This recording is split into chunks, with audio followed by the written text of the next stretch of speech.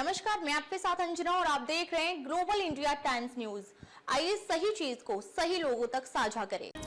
भूपेंद्र चौधरी ने विपक्ष पर हमला बोला, कहा लोकतंत्र कमजोर करने का एजेंडा और बंगाल में हुमायूं कबीर पर सख्त कार्रवाई की मांग। बरेली पहुंचे भाजपा प्रदेश अध्यक्ष भूपेंद्र सिंह चौधरी ने भाजपा कार्यकर्ताओं से मुलाकात की और मीडिया से बातचीत में विपक्ष पर कड़ा हमला बोला।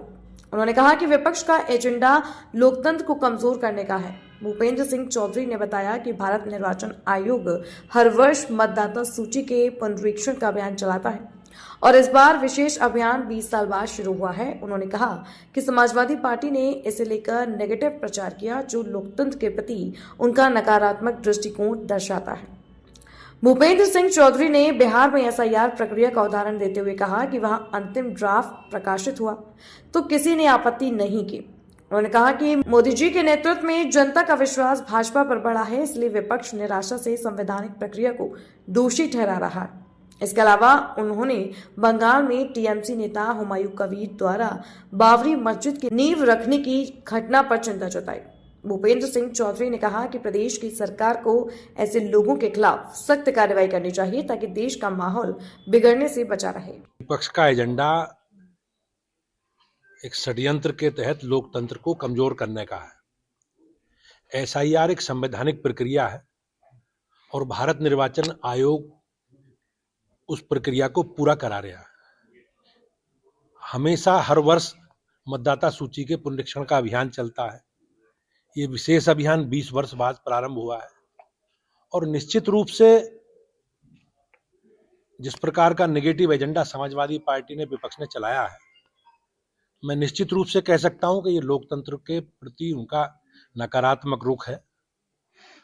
आपने देखा होगा बिहार में जिस प्रकार से एसआईआर की प्रक्रिया समाप्त हुई और अंतिम फाइनल ड्राफ्ट प्रकाशित हुआ तो किसी ने उस पर कोई आपत्ति नहीं की।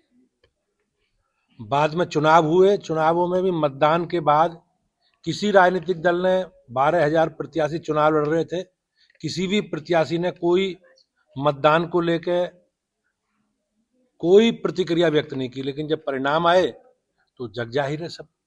तो जिस प्रकार से पिछले 4-5 चुनावों से भारतीय जनता पार्टी के नेतृत्व में जनता का विश्वास मोदी जी के नेतृत्व में रहा है, उससे ये विपक्षी दल हताश है, निराशा में है और उसके कारण इस संवैधानिक व्यवस्था को दोषी ठहरा रहे हैं। टीएमसी के एक सांसद बाबरी मस्जिद की नींव रख देते हैं बंगाल में, क्या कहेंगे इसको? किस तरह से माहौल बिगाड़ने की कोशिश है? निश्चित रूप से इस प्रकार की घटना से हमारे देश का जो माहौल है, अमन चैन है, कहीं ना कहीं प्रभावित होगा और निश्चित रूप से मैं कह सकता हूं कि वहां की राज्य सरकार को इस पर जरूर ध्यान देना चाहिए। लेकिन कांग्रेस नेता जो मसूद है, उन्होंने ये कहा है कि इमरान मसूद, उन्होंने कहा है कि वो जो है बीजेपी के ही प्रत्याशी रहे हैं, बाबर हुमायूं जो है, और वो देश का माहौल बिगाड़ने की कोशिश कर रहे हैं। बाबर एक शासक थे और चले गए यहाँ से, वो हमारे पूर्वज नहीं है। नहीं, बाबर बात सही है, लेकिन इस प्रकार की घटना बाबरी मस्जिद के नाम से मस्जिद का शिलान्यास करना, वो कहीं ना कहीं देश का जो माहौल है, माहौल खराब करने के लिए जो षड्यंत्र टीएमसी या टीएमसी के लोग कर रहे हैं, मुझे विश्वास है कि वहाँ की सरकार इस विषय को गंभीरता से देखेगी और माहौल खराब ना हो, लॉ एंड ऑर्डर की व्यवस्था बनी रहे। ये राज्य सरकार का काम है और राज्य सरकार इसको जरूर समाधान करेगी। एक ऐसी ही बड़ी खबर के साथ तब तक के लिए नमस्कार और देखते रहिए ग्लोबल इंडिया टाइम्स न्यूज। अगर आपको वीडियो पसंद आया हो तो लाइक करें व शेयर करें। ऐसे लेटेस्ट अपडेट पाने के लिए बेल आइकन प्रेस करना ना भूलें। अगर आप हमें फेसबुक या फिर इंस्टा के माध्यम से देख रहे हैं तो हमारे पेज को फॉलो जरूर करें।